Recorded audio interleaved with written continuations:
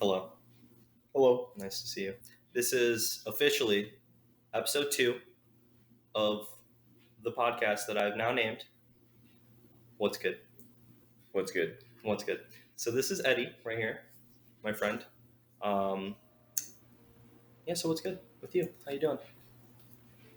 I've been doing all right. Working, cheesing, the Yeah. old one too. Yeah. A little bit of a bartending gig Mhm. currently. You were just saying you don't work that many hours. What do you like? Yeah. Like, actually? So we're only open 3 days a week. So I work every single hour that the bar is open, but it only amounts to half of a work week. It's 20 hours instead of 40. That's basically how much I'm working. Yeah. So I like. Are you getting paid enough for like rent and everything? Oh. Hey, you cheesing right now? Classic. You're cheesing I'm real cheesing. hard. My mom was like, you lived with your dad for so long. I think I would love to have you in the house.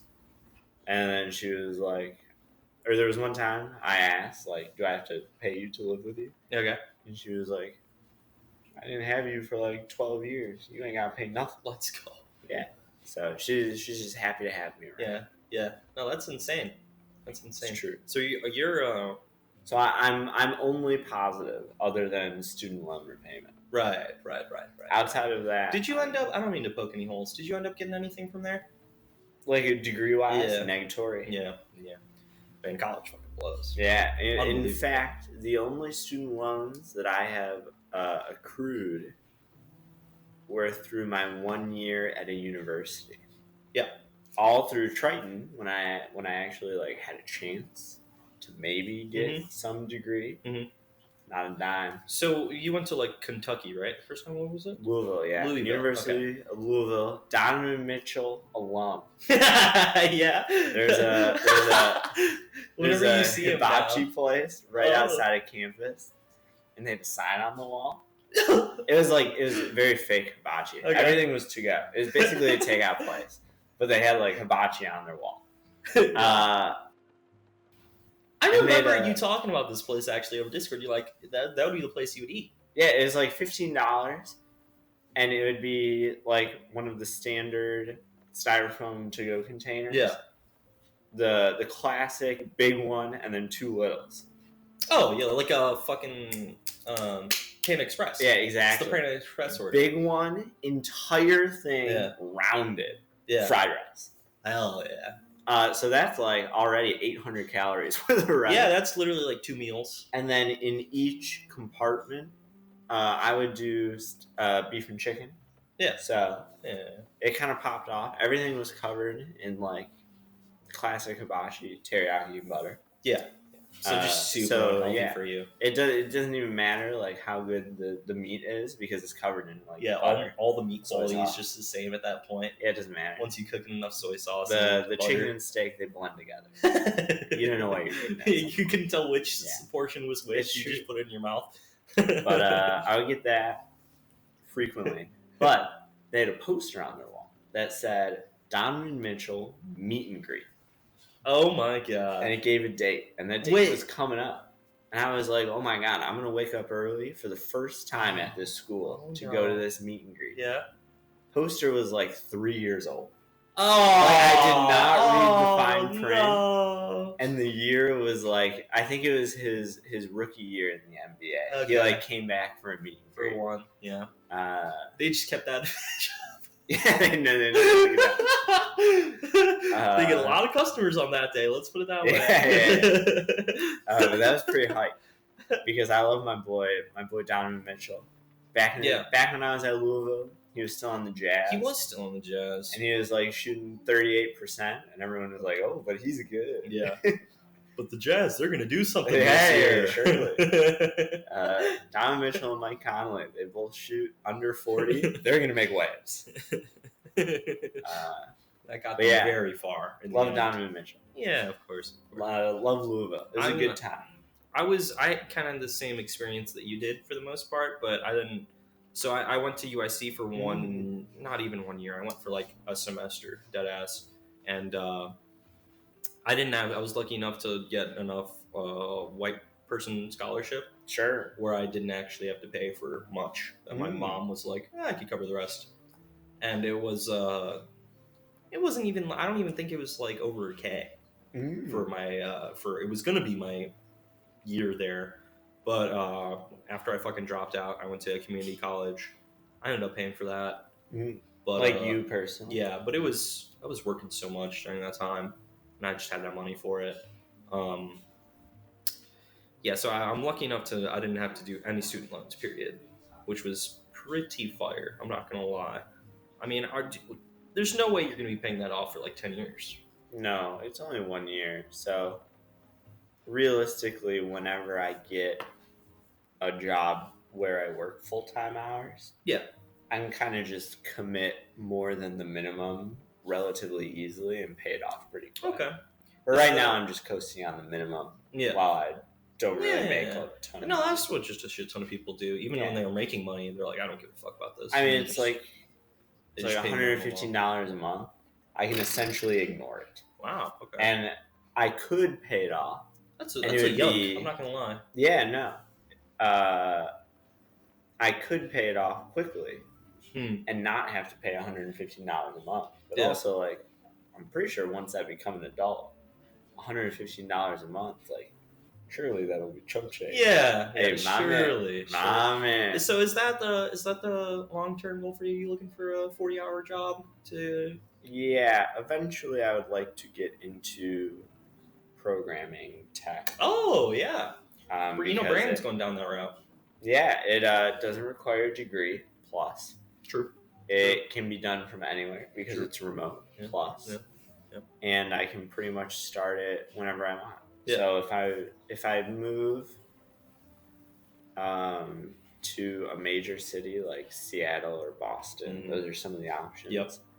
I could start at a bar. I would love to be a very high-end cocktail bartender. Do you not consider yourself that already? I think I make drinks that are of high quality. Yeah. But I think you've been doing it for years, man. The traffic that I get, it's just not a high-end cocktail bar. Of course. I mean, I don't want to drag you, but I mean, you're working on a bar in Riverside. Yeah, no, it's just not in a metropolitan city. It's a suburb bar. Like, so if you worked down here, if you worked out by me around this area, it would be a whole different crowd. Yeah. Completely different. And then, you get more hookups that way. You get more people noticing you. Just the way it goes. Well, what about, I mean, like, do you, like, really enjoy the place you're working at? Is it just the vibes there are immaculate and you don't want to look for anything else? You want to ruin it? Or, I mean, like... It's more that I know that there's a possibility that I have to quit in whenever the fall semester starts, so like September. Okay. So I don't want to put a bunch of effort into finding something a little bit better here if I might have to quit. Yeah. I get you. And that's why, like, the coding thing is useful. So if I have, like, a 3-month heads up on having to uproot my life, I could even quit early and just start doing the coding, move, still do the coding. Yeah. Do you have any sort of like outline plans for that? Because I mean, 3 months still is kind of short turnaround. Is that? First of all, are you really going to be getting 3 months turnaround rate? It would be April. Would be when I would know whether or not. Months. April's. So it would be about 3 months. Oh, April's 4, right? April 4. Yes. So, and then we're almost through May, July. Okay. June. Yeah. Wait, May, June, July. Yeah. So it would be about 3 months. Okay. But do you have like a Udemy or like Code Academy or some shit like that you like have been eyeing? I have looked into Code Academy. I don't like it a ton. They're all pretty ass. I mean, not all of them. I don't want to say all of them are ass, but like the ones that I've tried out, because my mom likes doing that for me. She likes like just signing me up for shit and saying like try it out. Sure. Mom. Yeah, they're all not the. No, best. They all seem very. Because it's meant to be like for it's more meant general to attract, audience. In my opinion, younger and less experience with computers people. Yes. So it's Complete, very new people. Yeah. It's very gamey. It's almost built like a video game. Yeah.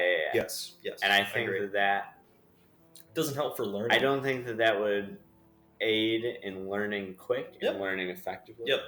But I found a website. Maybe I'll have to send it to Be Money. Oh, okay. But it's literally just like I don't know if he was retired or if he just did this as a side gig. Okay. But he has a website where he has like 40 coding lessons that are literally just for each language and shit like that. No, all for. I think this one was C++. Oh, okay. Which or was it Python? Do you know anything about the languages? Do you know if which one's easier, stuff like that? I know somewhat of what each one. Well, I guess I know the easier ones. Yeah, okay. I know that Python is more difficult than like C++, C++, C#. Yeah. But I don't know too much of the languages that are outside of web design. Yeah. Because those are the money makers anyway. Yeah, those are all web design. Like I don't know the app design or game design. I don't really know those. Does that do those intrigue you though at all? Or is it you're just trying to kind of get a job? So well, most people focus on web. Sure. Most people in game design say don't go into game design. Yeah. Because you either work for like they're all Ubisoft or you don't work. I really think by the time we would be like someone of my or your timeline would be getting a job for those companies, I feel like the gaming industry is really turning it up. Could be. I mean, there could be more studios that need more hands. Yeah. But most of the games that come out are like one guy or AAA. Yeah. That's true. And if you are against big companies, just big pharma. Yeah.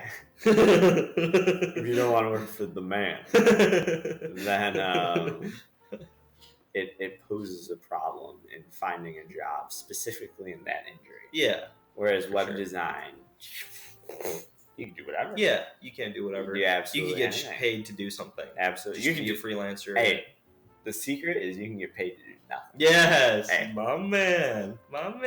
So you're going right into the right business. Yeah. Has this been on the backlog for a while? Yeah, it's always been my long-term plan. Oh, okay. Ever since I pretty much decided that I strongly dislike school. Yeah, same. Mm-hmm. Yeah, it's weird because I feel like we're kind of two peas in the same pod for the most part. Kind of look the same. Kind of had the same life. Yeah, sort of. Yeah, I guess similar. We've been in. Family life. Yeah. Into what happened with our school. Yeah. So I really get what you're coming from. I understand that. Just honestly, deep-rooted hatred for the schooling system, but I really think it's just simply just not made for us in general. That it's just. I do think it'll get better with time. I'm pretty optimistic about stuff in our future. I try to be. Yeah, except for global warming. It's hard. It's a problem. But those polar bears. Yes. But I think there's really smart people out there that are actually actively doing work every day. Mm-hmm. And I think we can turn this bitch around in like 10 years. Mm-hmm. The Earth.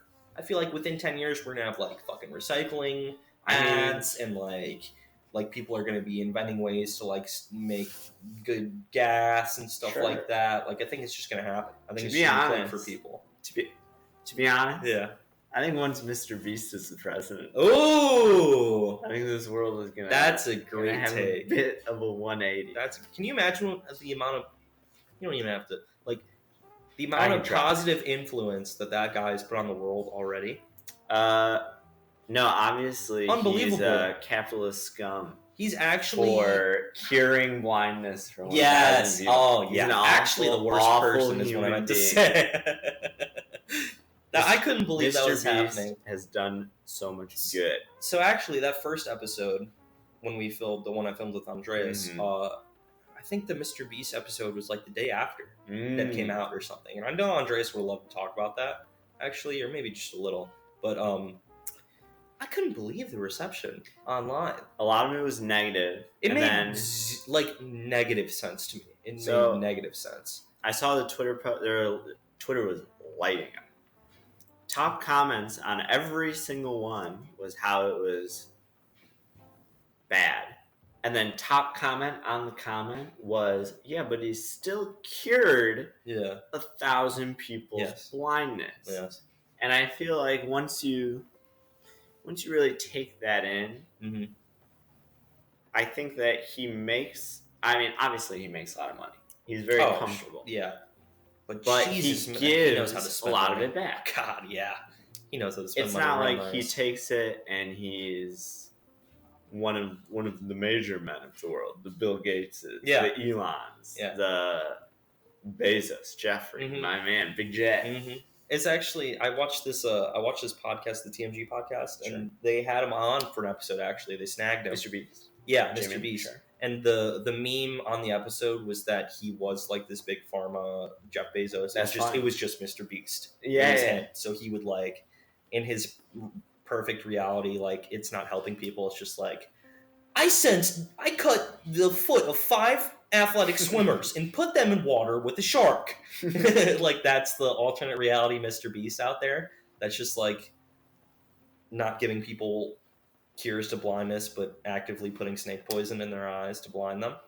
Yeah. And that man, even through all the joking of like he's a terrible person, he still is like came out as the most genuine person that's like ever has done anything on the internet. Well, it's ridiculous. I don't understand. That guy just like he was built for it.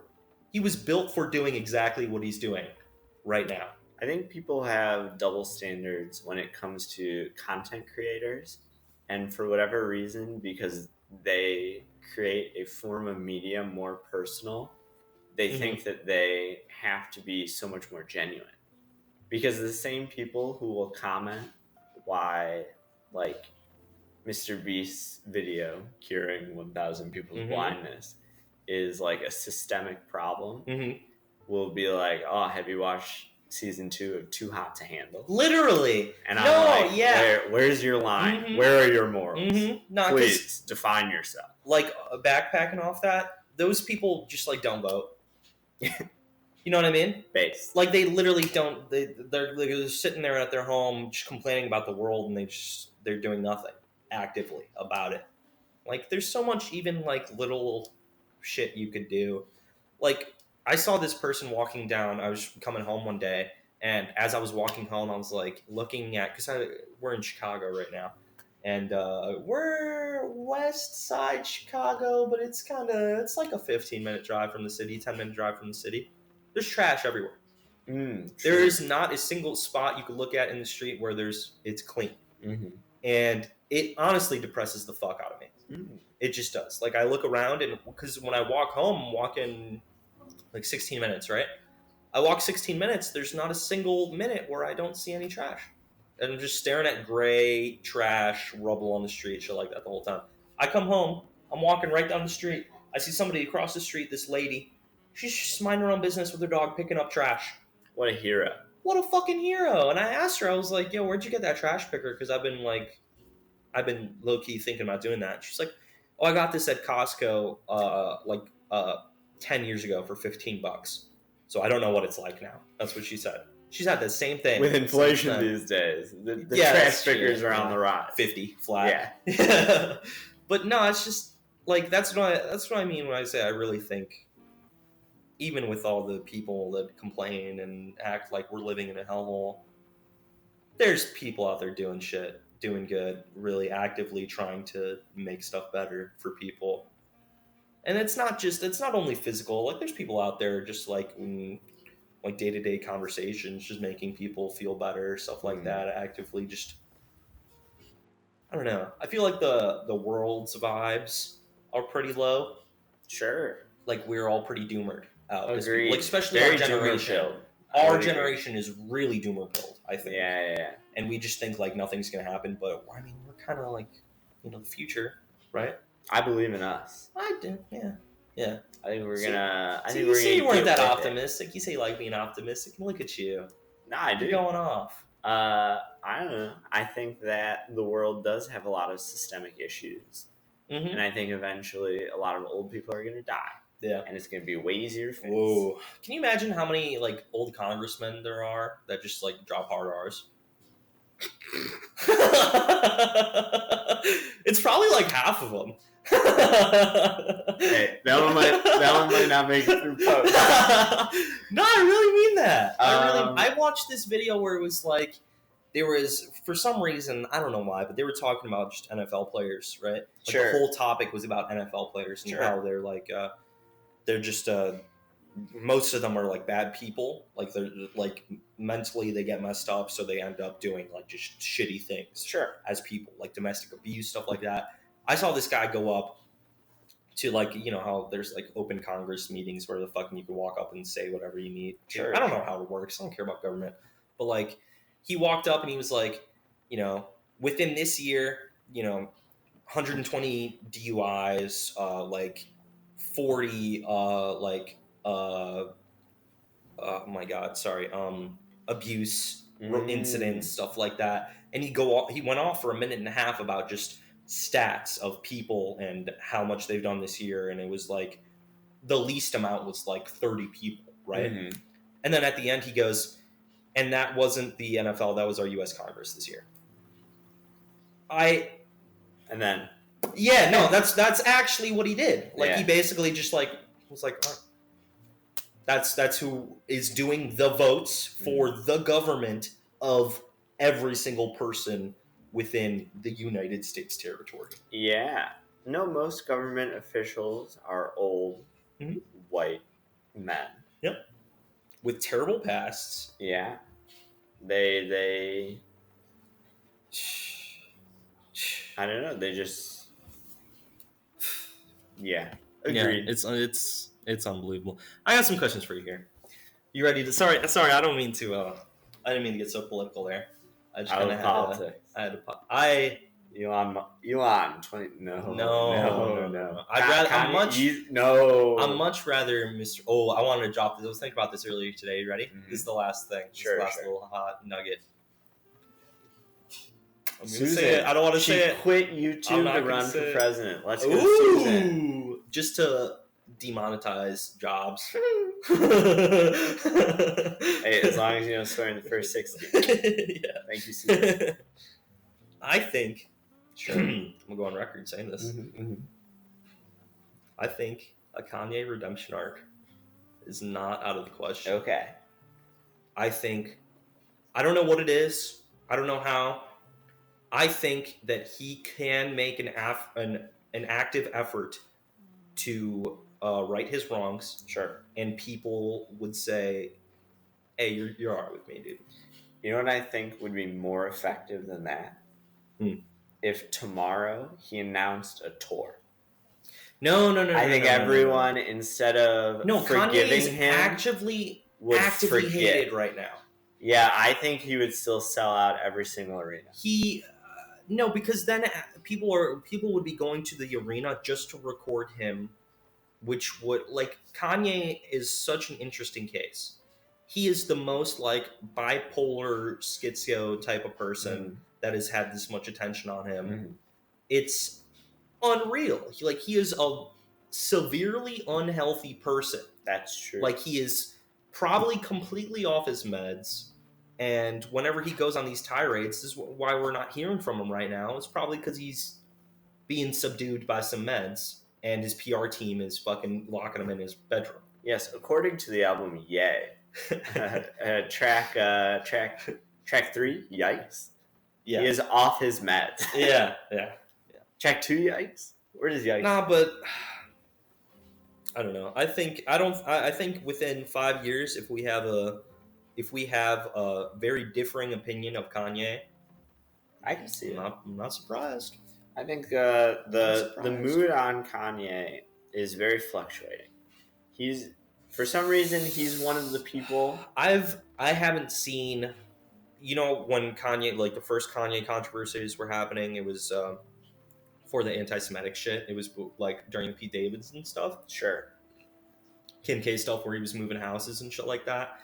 People were like, but you know, you got to separate the art from the artist and stuff like that. Okay. I do not see that anymore with Kanye. Mm-hmm. I don't. I just see, well, you know, Kanye's a pretty bad person, and he's Agreed. done some pretty bad stuff, so probably should stop listening to Kanye and stuff like that. And he's doubled down. He's on doubled the bad down. things that he's Yes, done and numerous said. times. That's why it would He's be committed. a triumphant effort for him to, I wouldn't say wipe his slate clean, but like just try to be a. I think if you took on the endeavor of attempting to right his wrongs, Yeah. it would be a hefty one. Yes. But if there's anyone to do it, he has Kanye. The platform. He has the ears. He has the voice. No matter how much people hate him, he will always have the ears listening. Yes. And he could be dropping some little truth nuggets in there Mm-hmm. with some stuff. I'm not saying right now. I think he had a semi-redemption Already? when he released. Well, because he's always been a little. No, but like controversial. ever since the Like, last he didn't album, get it's been yeah, like Kanye stock. Boom, baby. Bitcoin. Dunzo. True. Like actually, maybe Kanye was Bitcoin. Maybe he just had a bunch of Bitcoin stock and he just lost it when it was all going down. If that was true, I think honestly his reaction. No. He undersold. Watch your words carefully here. Post. Yeah, I wanted to say that about Kanye because I like that guy's music. I was listening. I found a new Kanye song, bro, that I haven't listened to before, and that song, with everything that's going on nowadays in his life, it like actually makes me actively emotional listening to it because I'm like, was it a this stronger? guy? It was a what? Stronger. No, it was not stronger. Yeah, it was my Dark Twisted Fantasy, the album. It's the best one. No, it wasn't. Is that your favorite? Yeah. That was absolutely a banger, and I cannot argue at all with it. That's the only one that I have, and I listen to anime music now. Oh yeah, and Coldplay exclusively. The two beasts. But when I was listening to a lot of Kanye, My Beautiful Dark Twisted Fantasy, top to bottom, was a go-to. Okay. It's and Ye. I really like Ye. Yeah. I like Ye both too. of those top to bottom, I think, are very good, storied works of art.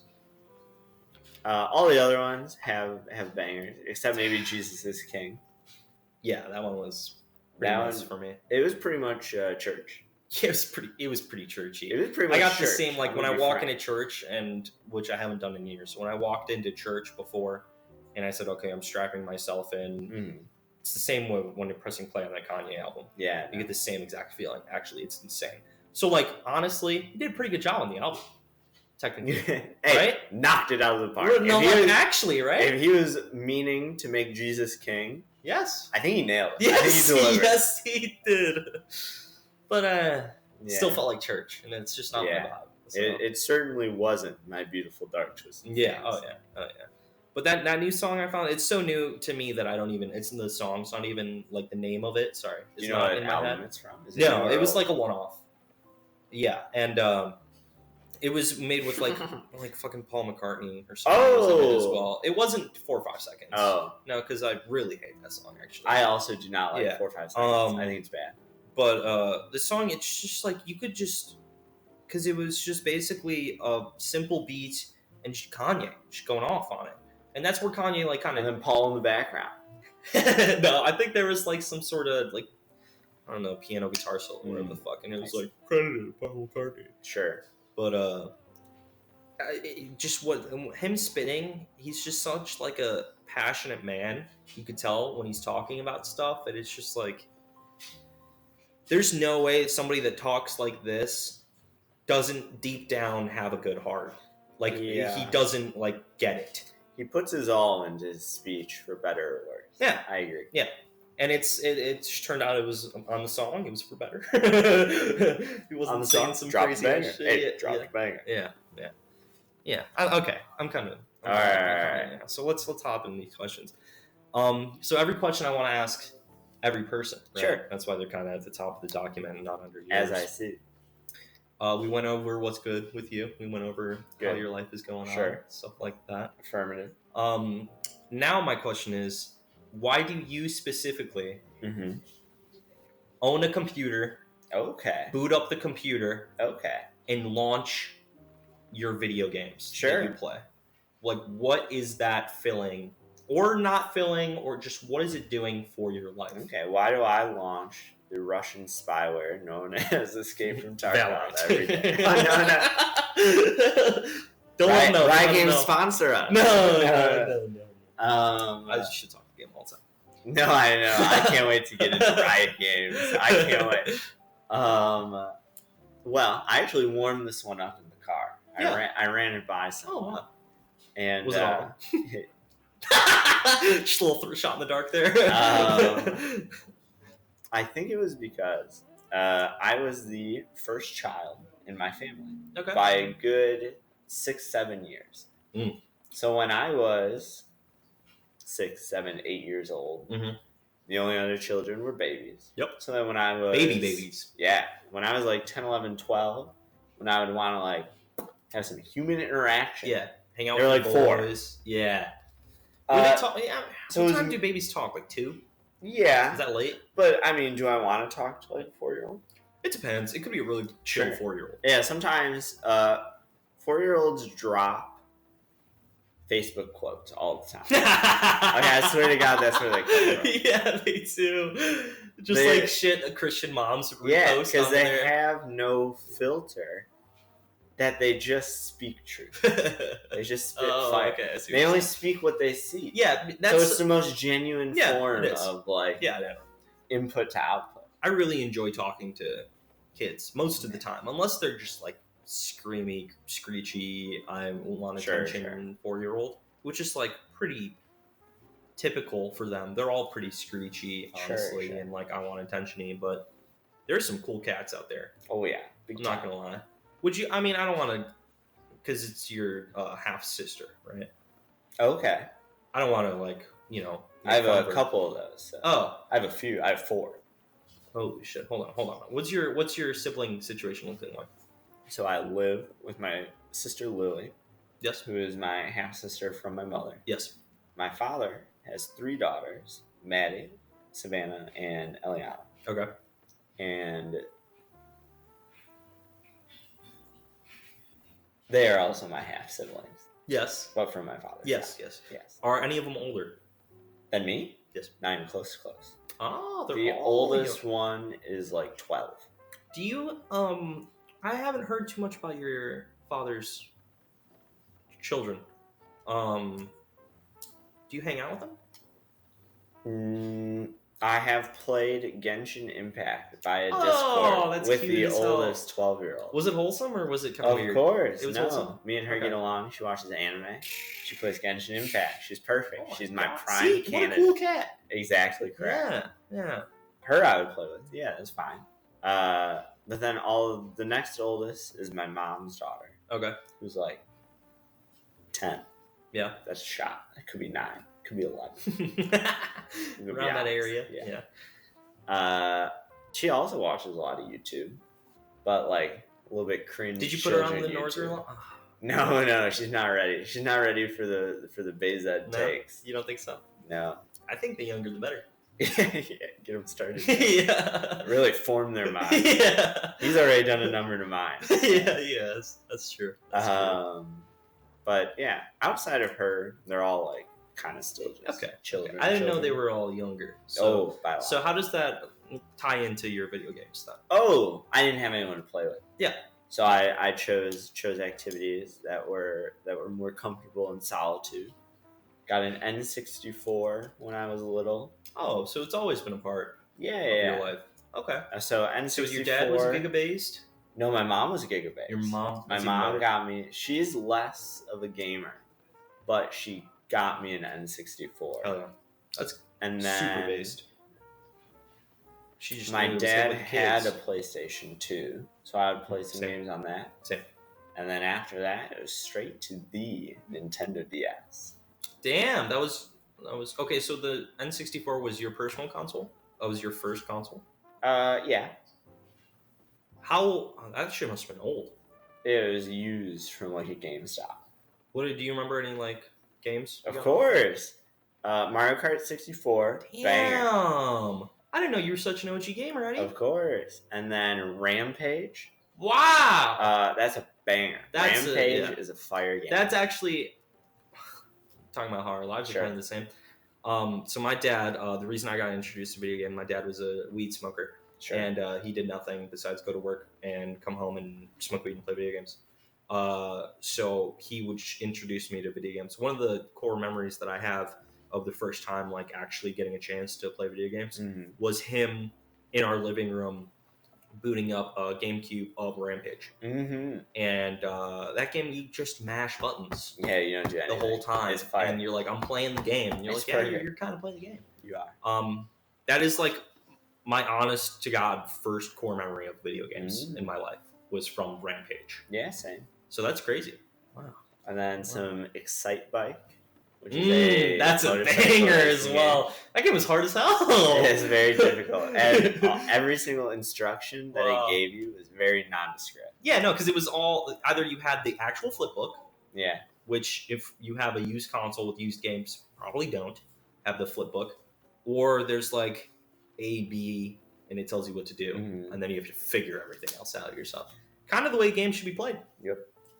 Games should kind of, instead of tutorial on your screen, pop up, WASD is for walk, stuff like that. You know what I mean? Like, just press the buttons and trying to figure it out. That's the whole point of like a tutorial, right? Imagine you boot up the game and you put your hand on the directional arrows. Yeah. And you're like, I'm going to walk with these. What are you doing? Okay, well... Have you never played a game? That is true. Like, yeah, like probably like Uncharted does that, right? Like Uncharted 4 probably has the press WASD to walk command in it. I think that games are so much more accessible that they have to make them with the assumption that someone has never played a video game before in their life.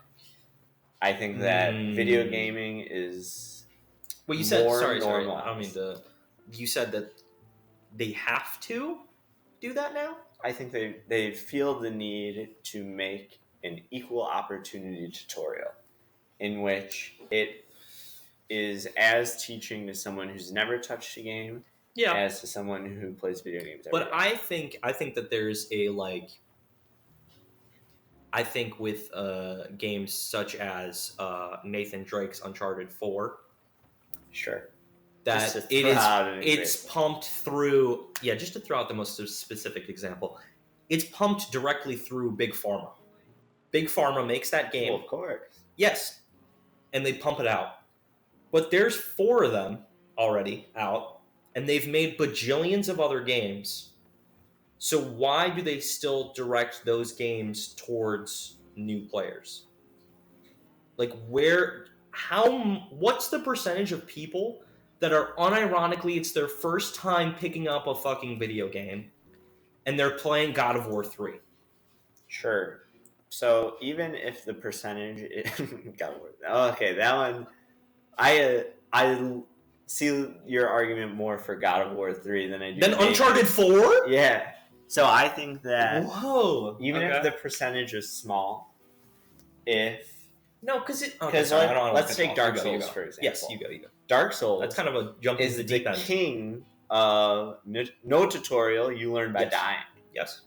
And I think that if someone was like 13 years old, or let's go 14, and they were like, I just graduated 8th grade. Yeah. I'm going to use that money. Yeah.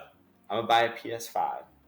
And I have enough money to buy one game with it. And they ask the worker, they're like, what's hot right now? Yeah. And he goes, Elden Ring.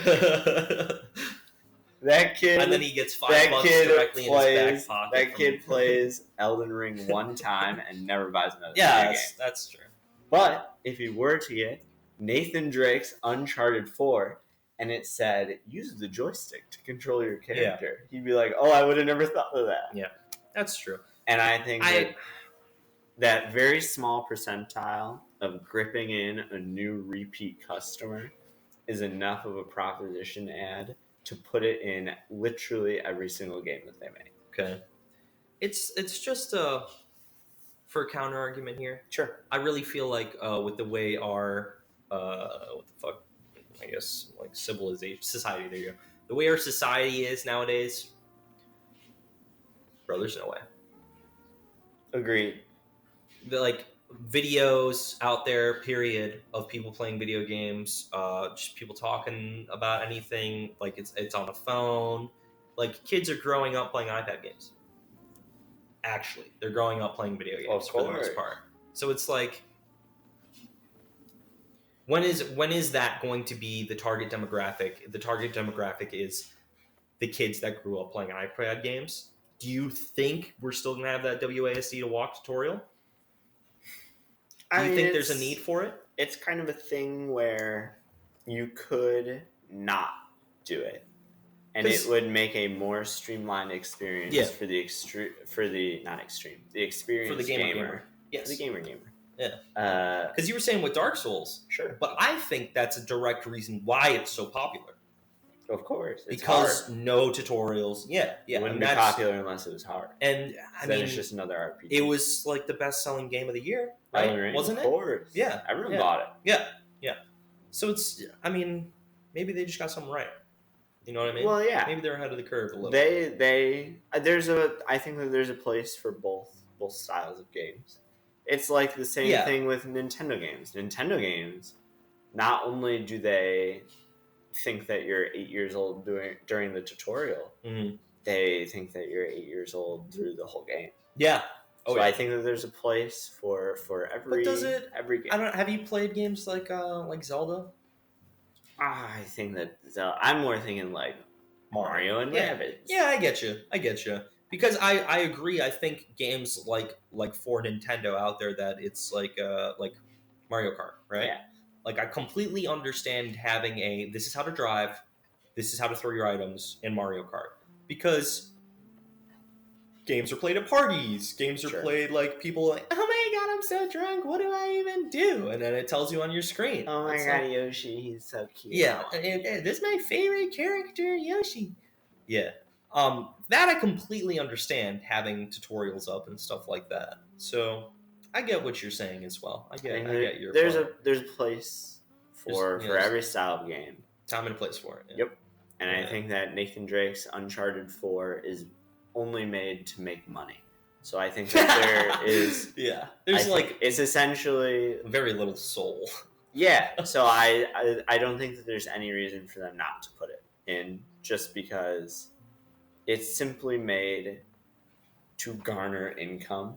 Whereas Dark Souls and Elden Ring, they have their own. It's made with intent.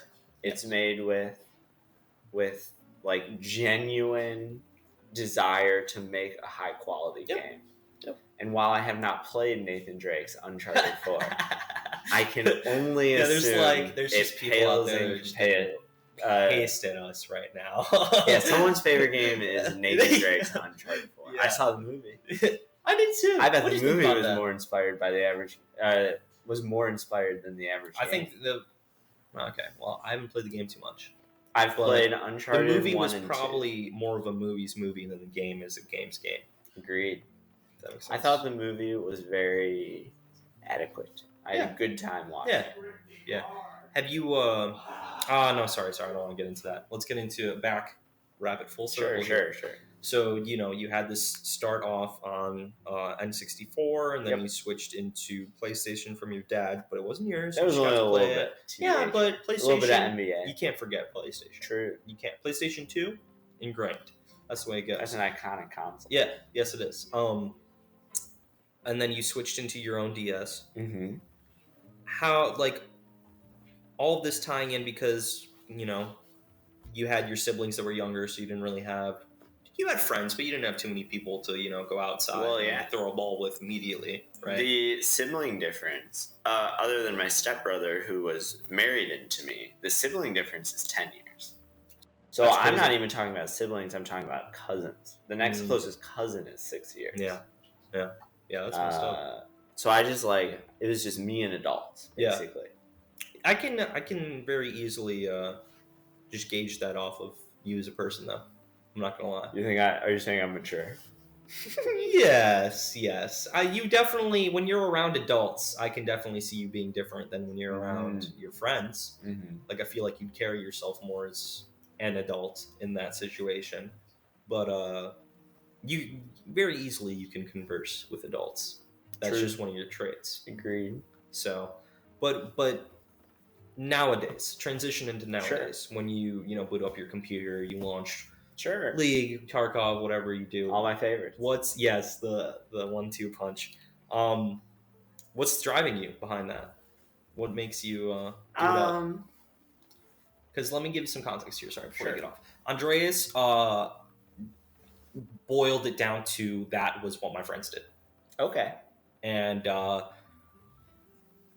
it kind of started off that way for him. Not 100% started off that way, but his friends were getting into it. So he's like, may as well try it. And then he ended up liking it a little. So then he started playing just with his boys. And that's all he did. And then when he would play League and shit, mainly play with his boys for it. So is it more of a community-oriented thing for you? Is it like you find, being chill with the boys over video games? I think that it's a great way for me to have like human interactions, have friends. There are people who pop into Discord and don't play games, and they're just here to listen to the combo. Yep. No. So I don't think that video games are necessarily the driving force, or they are the driving force, but I don't think that they're a necessity. But I think that I boot up most games, honestly, to try and get better. Oh, it's a big improvement thing for you. Yeah. And for the most part, I only play like beatable or ranked games. There are very few like cozy games that I play. Okay. Like cozy isn't like an Animal Crossing or Stardew where there's Valley. no real goal type thing. Yeah, it's more just like vibing and having a good time. I don't like having a good time. I like the grind. Oh man. Yeah. Okay. Have you had that since day one? That grind? Yeah, one of the first. I'll save that. I'll save that for a future topic. Well, okay. Because it ties into the next question. Yeah, you're good. But I would say yes. I would say most of the time when I play a game, it's always to either beat it or get better, depending on the game. Yeah. If it's an RPG, like even on my earliest days, like the Nintendo DS, Pokemon Diamond. Ooh. Very first playthrough, I had a level 100 Empoleon. Capped it. Holy fuck. First playthrough. Did you look at any guides or anything? Or just... No, I was like 12. Let's go. My man. I was just like, hey, this Empoleon, he's going to get stacked. All the way. That's good. Yeah, so you've always had that Sigma grind set in you, technically, with video games. I respect you for that. I find myself playing games for mainly more of that reason nowadays. Of man, there's a reason ranked system in games is very popular. Just because seeing that plus RP plus LP, of course, it's just ingrained to give you serotonin in your brain. I have keeping that mentality. I've struggled a lot with because I've kind of plateaued in my games. Sure. I've been plat in League for years now. Like in Apex, I can get up to plat, sure, but that's really the only competitive shooter game I play nowadays. Stuff like that, and it's just like I would say, even though I feel like I've gotten better as a gamer in the past 3 years, I have no results to show for it. I have absolutely zero results to show for it. So that has really thrown me off my gaming high horse, personally. But I do really enjoy games for being able to refine a craft. It is so intriguing to me when there's a game that comes out, like say Apex, right? Apex, the first time it came out, how EA just dropped it, and then we were like, holy shit, new battle royale, Shroud's playing it, let's get on, bro. And seeing people play that game from year 1 to now, they're celebrating year 10 of the game, which is remarkable. But they're the gameplay, sure, unbelievable amount of optimization going through in Apex. Best battle royale. Apex is technically a simple game, right? Mhm. Like there's abilities for every character, there's gunplay. People have just made it look so good. People make their Apex gameplay just so fluid, so fast that you're like, this person knows what they're fucking doing. Like you watch an Apex player in silver, and then you watch Apex player in let's say a little bit above diamond, like someone that actually knows what they're doing. It is day and night of just movement, shooting, positioning, everything. That is what I look for in video games. Yeah. It's just, it's so crazy to me that people can do that in every single video game, basically. Yeah, every game is optimized. Mhm. Even the ones that, like, for example, Animal Crossing, Stardew Valley. Yep. There are people who dedicate their lives or We know what they're hours, fucking doing in that game. to optimizing their songs, Yep. optimizing their crops. Yep. And that's their daily grind. That's why they boot up. No, it's respect. I really did not know your early gaming years at all. It was very cool. I come from humble beginnings. Yeah, you do. No, actually, I low-key thought you just booted up League one day, or booted up Dota one day. You were like, what's Steam? And then you were like, what's Dota? And then you were just in. I'm trying to think, did anyone I know? I swear to God, when I started playing Dota 2 and CSGO on my like garbage $300 Dell laptop, 20 frames per second in each game. Respect. I swear I didn't have anyone I was playing with when I first downloaded each game. Damn. I was just like, Solo Bolo. why did I even download Dota 2? I swear it must have just been on the front page of Steam. Free to play games. Yeah. Oh yeah, and I didn't have money because I was like 14. Yeah, TF2. Yeah. Yeah. No, I don't like TF2. That's a very nuclear take. So what? I think I missed the boat. I jumped into gaming too late. I very much missed the TFT boat. I find myself watching like video documentaries about how good TF2 was. I see that.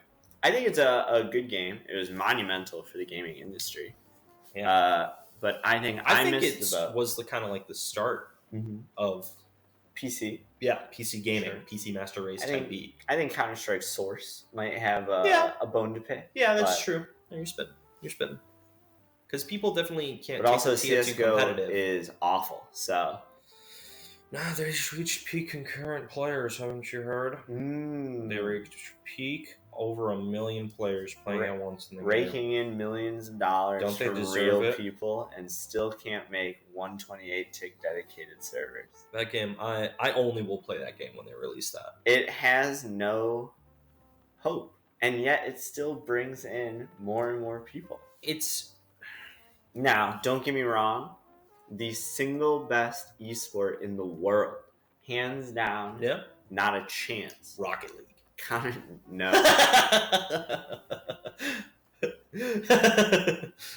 Counter-Strike Global Offensive. It's you don't need any prior knowledge to video games to turn on a CSGO stream. Okay, well, people say that, but I think you need a little. Compared to something like, I'm not even going to say Dota 2.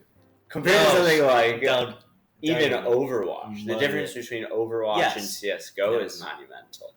But what about Rocket League? You know what? Maybe that is the truest form of esport. It's just put ball in net. People do that all over the world. Yes, that is very... You know what? You're right. CSGO is the second most watchable esport. Okay. For a newcomer. Rocket League? No, I see what you're saying, though. It's either kill people, which for the most part, every round tends out to be the other team's dead. Yeah. Right? I think that is by far the most watchable. And esport. Yeah. Every round could be a banger, and it's every 2.5 minutes. Yeah. And every round could be a 10 out of 10 movie. Yeah. You never know when Simple's gonna drop like a highlight reel that'll go for years. Yeah. I thought the game was going in a good direction when they started dropping those updates about they would etch art paintings into the map of iconic CSGO. Yeah, they really roleplayed caring about the community. Super hard. For a couple years. They were like, oh, you want 128 tick servers? Well, do you remember when Valve Meister not Valve. Defused that bomb in a Molotov and then died, but got the defuse. Yeah. Do you remember that? Yeah. We made a painting for it. Yeah. Hey, yeah. my man. Yeah. No, it was super. I think there was a couple years there I hard believed, but yeah, fuck that noise. No, they Valve. I'm gonna I don't say know. it. Valve is washed. You think it's Gaben's fault? No, I think they have a Susan situation where they just get rid of somebody and. I think almost every business decision for a business that big is not due to the fault of the CEO. I think the CEO mostly just gets paid the most money, puts his face on the website, and doesn't do anything. Yeah. But, so you think it's just like grubby old white congressmen that are ahead of Steam? Or ahead of Valve? Sorry. I think that the CSGO specifically, we'll use them as a Valve example because I'm most familiar. Yeah, same. And we'll use server tick because it's an ongoing issue. Yeah. Tournaments, pro play. But it's not for them because they made it themselves. The people made it themselves, 128 tick servers. Unironically, they hosted their own servers and made their own CSGO. There are community servers on 128. However, pro play is played on 128. Yes. And those are official matches. And the fact that they're simply put that is official CSGO Valve sponsored tournaments, and they're on 128 the fact servers. That they're put on a higher degree of server is it's not even like they're on LAN like zero ping because that's obvious. Yeah. But the fact that their server just simply runs better, that seems crazy. Yeah. Like that should be available to everyone. I do wonder if it is the growing player base is the issue. Could be. Because 1.2 million people on a 128 tick server, that's got to be pretty hard to. You could also think about it as if they, but they have however the many money. Years, first of all, it's not. They have the money to do it, so it's. Sorry, I didn't mean to cut you off. No. If they all these years down the line just re-peaked in players on their absolutely horseshit 64 tick servers, what drive do they have to increase them to 128? Yeah, do anything. Yeah. Like they're already doing it up. Yeah. They're popping off. They have no reason to spend the money and put in the resources when the minimum that they've created for themselves is too and mighty good. I think the past two, I could be wrong on this, but I'm just going to spew some fake liberal news right now. Yeah, hit me. The past two CSGO updates have been purely community driven. It's community cases because they release a case with every update. Yeah, that's hype. Last two cases have been community skins where they commission the artists and put it in the game, and two community maps that came out that aren't in the competitive pool because they can't do that to the competitive pool. Yet they can remove those too.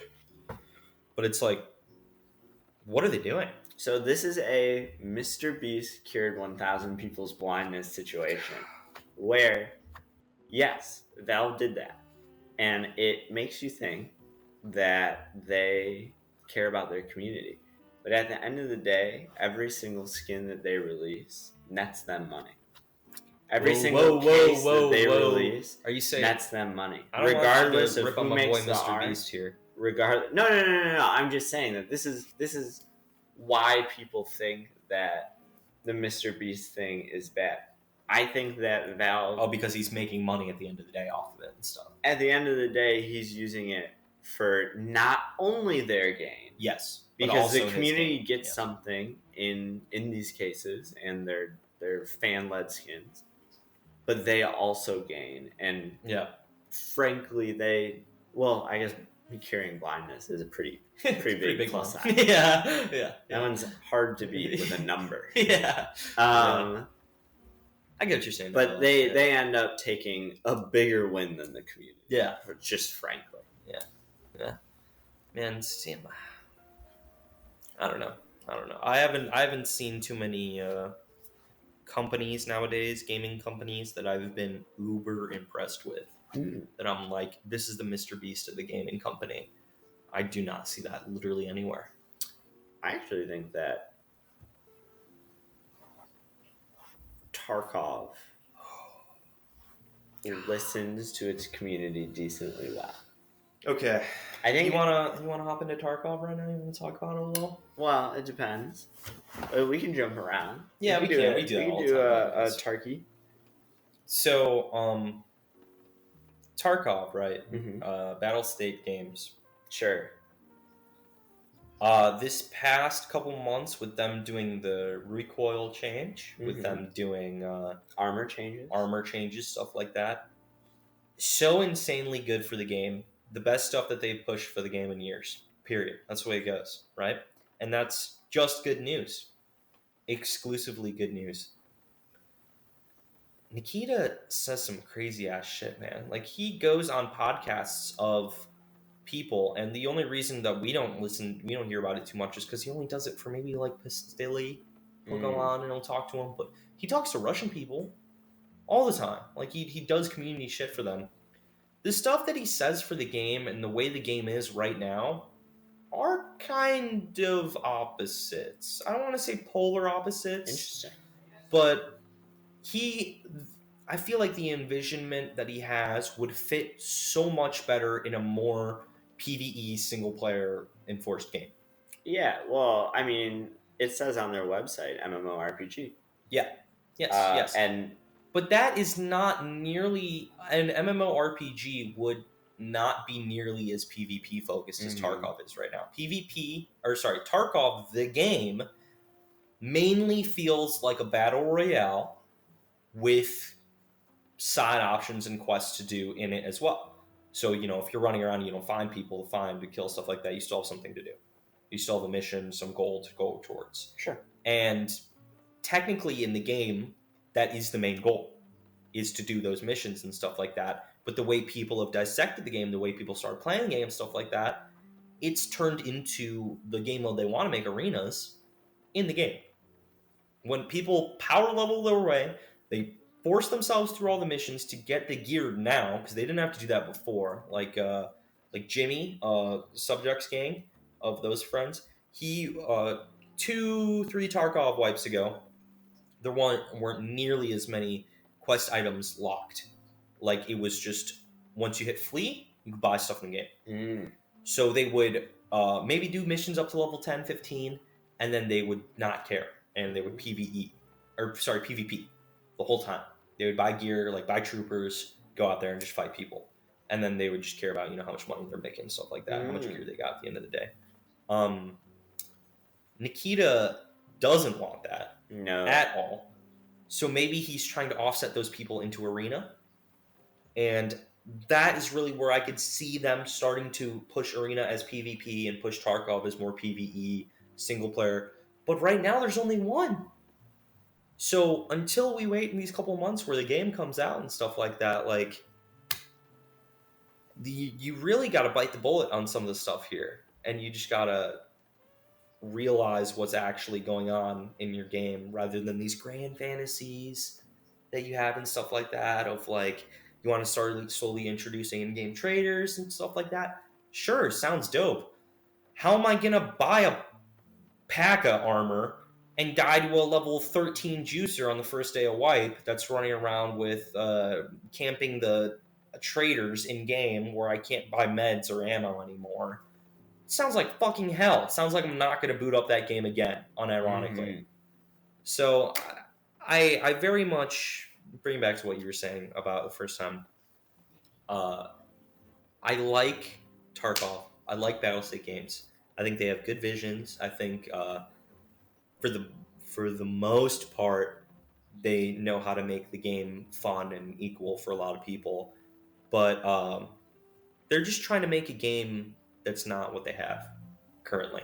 And I think that's my issue with Tarkov, that they're not waking up to reality of what's going on around them and why their thing is so successful.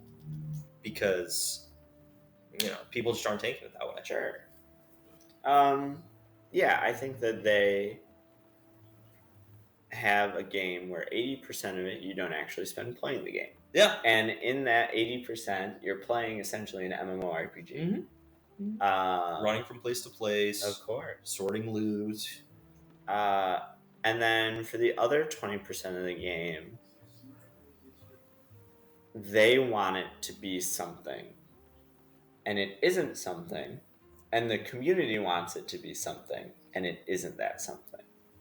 Because they want it to be like mission-driven, PvE-driven. Mm-hmm. They want everyone to care about their prapor missions, about killing 15 scouts on wood. There's so much Tarkov lore. Yeah. There's so much Tarkov lore. Like, this is what I'm saying, that they want it to be a single-player game so badly. But, I mean, yeah, just not the way it is. Agreed. That's the way it goes. But I think that a lot of games release, like, let's take Overwatch, for example. Overwatch, I think, wanted their game to be bigger. But I don't think that they ever wanted their game to be better. I think that they added a lot of stuff. They added playable characters. They added maps. They made a esports scene. But I feel like a lot of Overwatch wasn't genuinely trying to improve the game. And it could be the fact that Tarkov is a beta game. So it's not a full game. So obviously they're trying to make it better. The most full beta game you've ever seen in your life. But I feel like, some may argue the most empty beta game you've ever seen in your life. True. Sometimes you boot up a raid with 2 of your boys, and you're against 3 other boys. I can only see one of my boys. I can see 2 of theirs.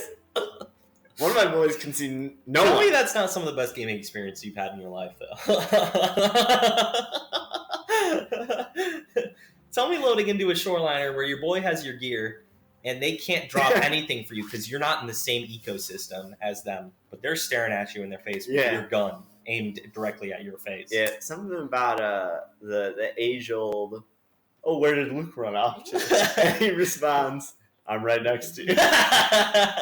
That does seem to hit every single time. It's every time. Yeah, it does. So yeah, I see what you're saying about how they are kind of goats in the gaming industry right now, but I kind of hope I threw some dismay in there and made you kind of second think a little, because I personally really don't think there's a company out there that's fully getting it. They fully get it. They fully know what they're there to do, know what the people want. Like, that's just the way it goes, though. I think it's going to flip around within like 2 to 3 years. I think we're going to see a lot more, just because, indie games are popping off and they're becoming so much more profitable, so much more just enjoyed by people, that I think really taking what you want to do and making it a reality and having passion behind it is going to be the driving force behind sales in 2 to 3 years. Mm-hmm. So I think everything's just going to be better in general. People are going to be listening more. Companies are going to be listening more, doing better stuff at everything, just because sales will go up. You can see it with a lot of games even now. Yeah, I think that some of the bigger franchises, Call of Duty, I think had a long stretch where they were making post Black Ops 3. Yes. Up until Black Ops 2. What do you mean? Because Black Ops 2 and then it was Advanced Warfare. Yeah, so I would say Black Ops 2. Yeah, but Black Ops 3 ended up being good. Yeah. So that's true. Black Ops 3 was a diamond. But post Black Ops 2 up until probably Modern Warfare 1, I feel like they had a lot of misses. Yeah. And we'll use Zelda as another example. Zelda is notorious for either making pieces of art or making very uninspired games. Yeah. Because you have Majora's Mask, amazing. Mm-hmm. You have obviously Breath of the Wild, I think, amazing. Mm-hmm. Wind Waker, adorable. That was one of my favorite games. Majora's Wait, you said that one? Oh, which one am I thinking of? Twilight Princess. Yeah. But then you also have the train one. Oh, no idea.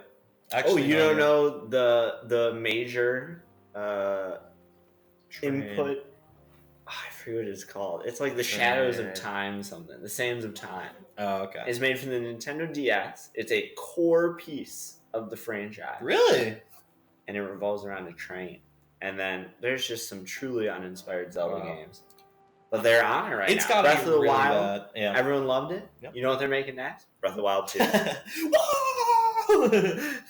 Like I think bigger companies for some reason have just decided to like care just a teensy bit more. And when you have a company that large caring a teensy bit more makes a jumbo difference. Night and day type of thing. I agree. Even like I don't know. There's been like God of War, a work of art. Mm-hmm. I would say that. The God of Wars, the earlier ones, God of War 1 and 2, those were games that my dad played. Mm-hmm. I never, because they were PlayStation games, and it was around PlayStation 2, PlayStation 1 when those games came out. So I saw them. I was sitting there and I was watching, and I was like, oh, it was a pretty good game. You know, it was like, gory and like a lot of like fucking sex scenes, whatever in it too. I knew that was a good game just growing up. But I think God of War 3 was like unprecedented. Yeah. From the jump from God of War 2 to God of War 3 was literally unreal, in my opinion. It's like a whole just shift of company of what they did as a company, gaming wise, what they could achieve and everything. It was like unreal. Mm-hmm. It just was. So that game, even though I've literally never played it, and I'm not gonna lie, I probably won't. I don't have a console, nothing like that. I mean, I think it's on Steam now. Could be. I think it is.